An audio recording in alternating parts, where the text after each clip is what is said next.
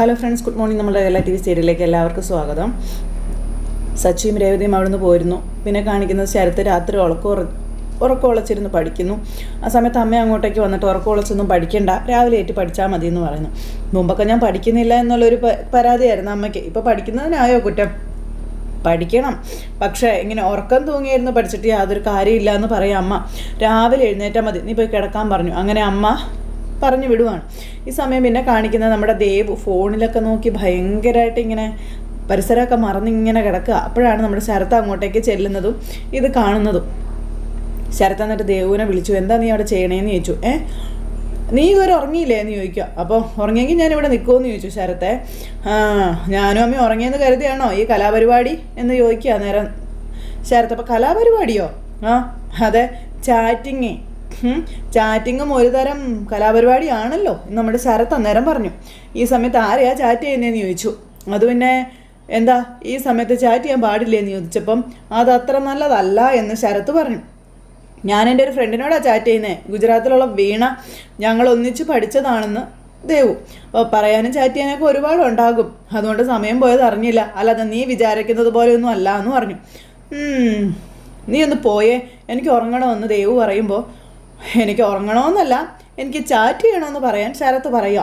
ഇത് വല്ലാത്ത ശല്യമായാലോ, ഒന്ന് പോടാ അവിടെ നിന്ന് പറഞ്ഞുകൊണ്ട് നമ്മുടെ ദേവ് വന്നിട്ട് ഇങ്ങനെ ശരത്തിനെ ഒഴിവാക്കി ഇങ്ങനെ കിടന്നു. പക്ഷേ ശരത്തിന് എന്തോ ഒരു സംശയം തോന്നി. അപ്പോൾ ശരത്ത് അങ്ങ് പോയി കഴിഞ്ഞപ്പോഴത്തേക്കും ദേവു ശരത്തിന് നല്ല സംശയമുണ്ട്, അവനെ ശ്രദ്ധിക്കണം, പിടി കൊടുക്കരുത് എന്നും പറഞ്ഞുകൊണ്ട് ഇങ്ങനെ അവിടെ കിടക്കുക. ഈ സമയം പിന്നെ കാണിക്കും നമ്മുടെ ബീരാനിക്ക ബീരാനിക്ക അവിടെ നിന്ന് ഫോണിൽ സംസാരിക്കുക. അപ്പോൾ ഒരു കഥാപാത്രം കിട്ടിയിട്ടുണ്ട്, അങ്ങനെ ഓരോ ഇതൊക്കെ പറയുന്നു. അപ്പോൾ എൻ്റെ കഥാപാത്രത്തിൻ്റെ പേരാണ് ബീരാൻ, ചെറിയ വേഷമായിരുന്നു, എന്നാൽ അത് അങ്ങോട്ട് കയറി ശ്രദ്ധിക്കപ്പെട്ടു എന്ന് നമ്മുടെ ബീരാനിക്ക പറയുക. പിന്നീട് ഞാൻ അറിയപ്പെട്ടതേ ബീരാൻ എന്നുള്ള പേരിലാണെന്നൊക്കെ പറഞ്ഞ് ബീരാനിക്ക അവിടെ നിന്ന് തൻ്റെ യഥാർത്ഥ പേരും തൻ്റെ ഇതെല്ലാം പറയുക കേട്ടോ.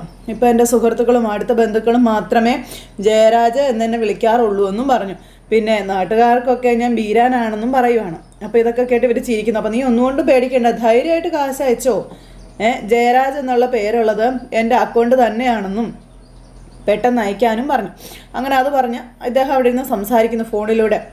ഈ പേരിപ്പോൾ എനിക്കൊരു പ്രശ്നമായി തുടങ്ങിയെന്നും ആരാളിയാ വിളിച്ചതെന്നൊക്കെ അവർ ചോദിച്ചപ്പോൾ പിന്നെ എന്നെ അധികം പരിചയമില്ലാത്തൊരു കസ്റ്റമർ അദ്ദേഹത്തിൻ്റെ പേരിൽ വീട്ടിലൊരു ഫംഗ്ഷനോ കുറച്ച് ഇറച്ചി കൊടുത്തിരുന്നു എന്നും അതിൻ്റെ കാശ് അയച്ചു തരാൻ നോക്കുമ്പോഴേ എൻ്റെ ബാങ്ക് അക്കൗണ്ടിലെ പേര് ജയരാജ് എന്ന് കണ്ടപ്പോൾ പുള്ളിക്ക് ആകെ കൺഫ്യൂഷനായി എന്ന് പറയുകയാണ് ബീരാനിക്ക. ആദ്യം അഭിനയിച്ച കഥാപാത്രത്തിൻ്റെ പേരിൽ കുറേ നടന്മാർ അറിയപ്പെടുന്നുണ്ടെന്നും എന്നാൽ ആ കഥാപാത്രങ്ങളുമായിട്ട് ജീവിക്കുന്ന ഒരേ ഒരാളേ ഉള്ളൂ, അതെൻ്റെ ഏട്ടനാണ് എന്നൊക്കെ പറയുമ്പോൾ നമ്മുടെ ബീരാനിക്ക നിന്നങ്ങ് ചിരിക്കുന്നു. അപ്പോൾ ബീരാനിക്കയുടെ യഥാർത്ഥ പേരും മേൽവിലാസവും ഒക്കെ പുറത്ത് വന്നിരിക്കുവാണ്. അളിയനെ കഥാപാത്രത്തിൻ്റെ ബാധ കയറിയതാണെന്നാണ് എല്ലാവരും പറയുന്നത് എന്നൊക്കെ പറഞ്ഞുകൊണ്ട് ഇവരിങ്ങനെ പറയുക ബീരാനിക്കയോട്. വന്ന് എല്ലാവരും എന്നെ ജയരാജ് എന്നുള്ള പേര് എന്നെ അങ്ങ് മറന്നിട്ടുണ്ടെന്നൊക്കെ പറയുകയാണ്. എല്ലാവർക്കും ഞാനിപ്പോൾ വീരാനാണ് എന്നൊക്കെ പറയുമ്പം ഒരു പേരിലേക്ക് എന്തിരിക്കുന്നു ഏട്ടാ, പേരെന്തായാലും എന്താ, നല്ല മനുഷ്യനാവുക എന്നുള്ളതല്ലേ ഏറ്റവും നല്ലത്. എൻ്റെ ഏട്ടൻ നല്ലൊരു മനുഷ്യനല്ലേ എന്നൊക്കെ ചോദിച്ചിരിക്കുമ്പോൾ എൻ്റെ പൊന്നു പെങ്ങളെ എന്നെ ഇങ്ങനെ പുകഴ്ത്തി വിടല്ലേ, ഞാനൊന്ന് ജീവിച്ച് പൊയ്ക്കോട്ടെ എന്ന് പറഞ്ഞ നമ്മുടെ ബീരാനിക്ക. എന്നിട്ട് ഇവരിങ്ങനെ അവിടെ നിന്ന് സംസാരിക്കുന്നു. ഇത് കഴിഞ്ഞ് സച്ചിയും രേവതിയും തിരിച്ച് വീട്ടിലെത്തി. രേവതിക്ക് ഒരു സന്തോഷവും ഇല്ല, സച്ചിക്കാണെങ്കിൽ ഭയങ്കര ടെൻഷനും. എന്നിട്ട് രേവതി ഭയങ്കര കലിപ്പില്ല. സച്ചിയാണെന്നുണ്ടെങ്കിൽ രേവതിയുടെ കലിപ്പ് മാറ്റാനായിട്ട് ശ്രമിക്കാം. നോക്ക് രേവതി, ഞാൻ പറഞ്ഞൊന്നും മറക്കല്ലേ, അവിടെ നടന്നോന്ന് അച്ഛനോട് നീ പറയല്ലേ രേവതി എന്ന് പറഞ്ഞൊക്കെ ഇങ്ങനെ സച്ചി ഇങ്ങനെ സോപ്പ് ഇടുക. രേവതി കേൾക്കുന്നില്ല. അപ്പോൾ എടുക്കുന്ന എന്നും പറഞ്ഞിട്ട് പെട്ടിയൊക്കെ എടുപ്പിക്കുന്നു. അപ്പോഴത്തേക്ക് അവർ രണ്ടുപേരും കയറി വരുന്നു. അമ്മയെന്ന് വാതിൽ തുറന്നപ്പോൾ രണ്ടുപേരും കൂടെ കയറി വരും. അപ്പോൾ അച്ഛൻ നോക്കുമ്പോൾ ഇവർ രണ്ടുപേരും കൂടെ കയറി വന്ന് ഇങ്ങനെ നിൽക്കുകയല്ലേ. അപ്പോൾ എന്താ അച്ഛനിങ്ങനെ നോക്കുന്നതെന്ന് ചോദിച്ചു. അല്ല, നിങ്ങൾ 3-4 ദിവസത്തെ യാത്ര പ്ലാൻ ചെയ്തിട്ട് എന്താ പെട്ടെന്ന് തിരിച്ചു വന്നേന്ന് ചോദിച്ചു. അപ്പം അത് പിന്നെ അവിടെ അത്രയ്ക്ക് കാണാനൊന്നും ഇല്ലെന്നേ. അല്ല, വേറെ ദൂരെ എവിടേക്കെങ്കിലും പോകാമായിരുന്നില്ലേ എന്ന് ചോദിച്ചു.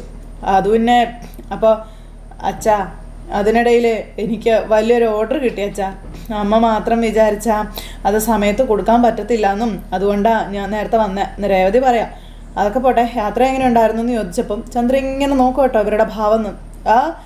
സൂപ്പറായിരുന്നു അച്ഛാ, അടിപൊളിയായിരുന്നു, ഞങ്ങൾ അടിച്ചു പൊളിച്ചിട്ടാണ് പോകുന്നത് അല്ലേ രേവതി? അപ്പോൾ രേവതി പറഞ്ഞ തലയാട്ടിക്കൊണ്ടിരിക്കുക. വേഗം തന്നെ ന്യൂസ് പിടുത്തക്കാർ ശ്രുതി അങ്ങോട്ടേക്ക് ഇറങ്ങി വന്നു. ചന്ദ്രയ്ക്ക് മനസ്സിലായി എന്തോ ഒരു പന്തികേടുണ്ടെന്ന്. ഞങ്ങൾ വന്ന് അച്ഛനെ മൊത്തം തെളിച്ചെന്ന് നോക്കിയേ. ആ വിശേഷങ്ങളൊക്കെ പിന്നെ പറയാം. നിങ്ങൾ യാത്രാക്ഷീണം കഴിഞ്ഞ് വന്നാൽ പോയി റെസ്റ്റ് എടുക്കാൻ നോക്കാൻ പറഞ്ഞു. അങ്ങനെ അവരെ പറഞ്ഞു വിടാൻ നോക്കുവാണ്. അങ്ങനെ സച്ചിയും രേവതിയും കൂടി അവിടെ നിന്ന് അങ്ങോട്ടേക്ക് പോകുന്നു. അപ്പോഴത്തേക്കും ചന്ദ്ര ഓടി ചെന്നിട്ട് ഇതേ ഞാൻ പറഞ്ഞതുപോലെ തന്നെയാണ്, സന്തോഷത്തോടെ ഇവിടുന്ന് പോയി സങ്കടത്തോടെ തിരിച്ചു വന്നു എന്ന് ചന്ദ്ര പറഞ്ഞപ്പോൾ എന്താ പ്രശ്നം? അവര് നല്ല സന്തോഷത്തിലാണല്ലോ ഇപ്പം ഇങ്ങോട്ട് വന്നതെന്ന് രവിയേട്ടൻ പറയുമ്പം എന്തോന്ന് സന്തോഷം, രേവതിയുടെ മുഖം കണ്ടില്ലേ കടന്നൽ കുത്തിയതുപോലെ വീർത്തിരിക്കുകയാണെന്നൊക്കെ പറഞ്ഞു. അപ്പോഴത്തേക്കും നമ്മുടെ ശ്രുതി അതെ അതെ ശരിയാ അങ്കളെ, ആൻറ്റി പറഞ്ഞതേ ശരിയാ, എന്തോ ഒരു പന്തികേടുണ്ട്, അവനെ കുടിച്ച് പ്രശ്നം ഉണ്ടാക്കി കാണും. അവളും വിട്ടുകൊടുക്കില്ലല്ലോ, രണ്ടും കൂടി തമ്മിലടിച്ച് തെറ്റി അതാ പെട്ടെന്ന് ഇങ്ങോട്ട് വന്നത് എന്ന് ചന്ദ്ര പറയുമ്പോഴേക്കും അവരിവിടുന്ന് പോയതുപോലെ തന്നെയാണ് തിരിച്ചു വന്നിരിക്കുന്നത്. നിങ്ങളായിട്ട് പുതിയ കഥകളൊന്നും ഉണ്ടാക്കണ്ട, പോയി ജോലി ചെയ്യാൻ നോക്ക് എന്ന് പറഞ്ഞുകൊണ്ട് അച്ഛൻ അവിടെ നിന്ന് പോയി. ചന്ദ്ര ഇരുന്ന് ആലോചന തുടങ്ങി, എന്തോ സംഭവിച്ചിട്ടുണ്ടെന്ന്.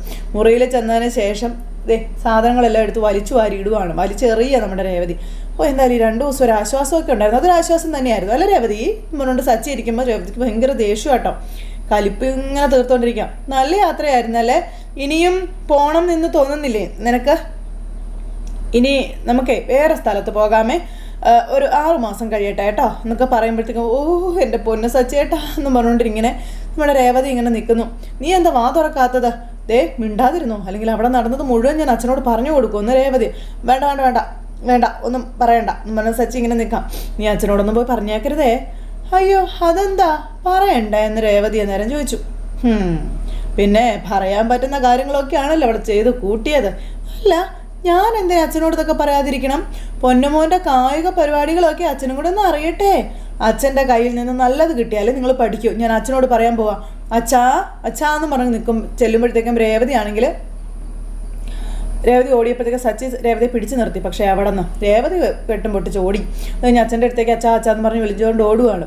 ആ സമയത്ത് നമ്മുടെ സച്ചിൻ പറന്നെത്തി. അച്ഛാ എന്ന് പറഞ്ഞുകൊണ്ട് ഇങ്ങനെ ചെന്നപ്പോഴത്തേക്കും എന്താ മോളെ എന്താ? അപ്പോഴത്തേക്ക് സച്ചി ഇടയ്ക്കൊന്ന് തരാം. അച്ഛൻ രാവിലെ തന്നെ എവിടെ പോകുമെന്ന് ചോദിച്ചു. എല്ലാ ദിവസവും ഞാൻ നടക്കാൻ പോകുന്നതായിരുന്നു, നിനക്ക് അറിയാവുന്നല്ലേടാന്ന് ചോദിക്കുമോ? 2 ദിവസം മാറിയപ്പോൾ എല്ലാം മറന്നല്ലേ നീ? അത് ശരിയാണല്ലോ, ആ കാര്യം ഞാൻ ഓർത്തില്ല അച്ഛാ. അച്ഛാ എന്ന് പറഞ്ഞ് രേവതി വിളിക്കുമ്പോൾ എനിക്കൊരു കാര്യം പറയാനുണ്ട്. പറ മോളെ.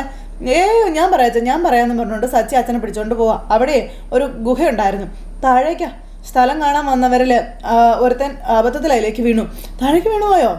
എന്നിട്ട് അവൻ്റെ കൂട്ടുകാരൊക്കെ ചേർന്നേ അത് സാഹസികമായിട്ട് അവനെ രക്ഷപ്പെടുത്തി. ആ രംഗം ഒന്ന് കാണാൻ തന്നെയായിരുന്നു എന്നും പറഞ്ഞുകൊണ്ട് സച്ചി ഇങ്ങനെ പറയുമ്പം ഇതൊരു സിനിമയിലുണ്ടായിരുന്നല്ലോ.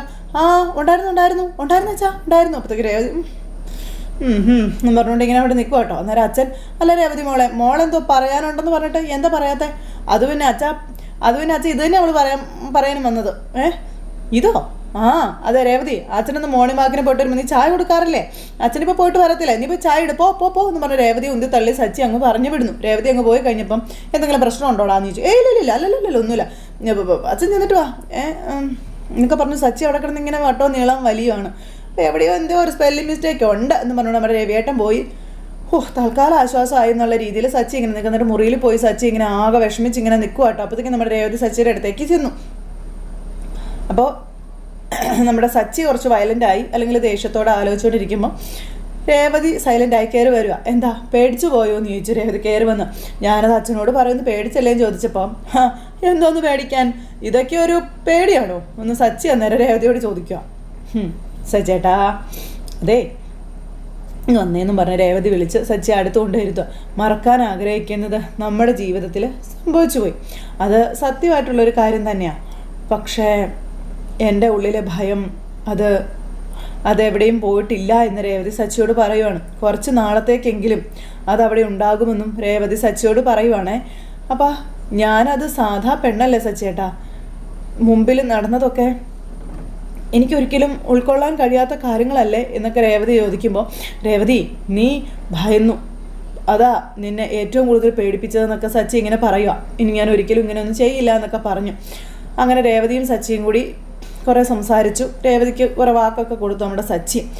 ഇതെല്ലാം കഴിഞ്ഞതിന് ശേഷം പിന്നെ കാണിക്കുന്നത് ദേവു ഒരു കൂട്ടുകാരിക്ക് മിഠായി മേടിച്ചുകൊണ്ട് കൊടുക്കുക. ഇതെന്തു പറ്റി ദേവു, ഇന്നേ വരെ ഒരു മിഠായി പോലും നീ എനിക്ക് വാങ്ങിച്ചു തന്നിട്ടില്ല, ഇന്നെന്ത് പറ്റിയെന്ന് ചോദിച്ചു. അപ്പോൾ ഒരു വിശേഷം ഉണ്ടെന്ന് പറയാം ദേവു.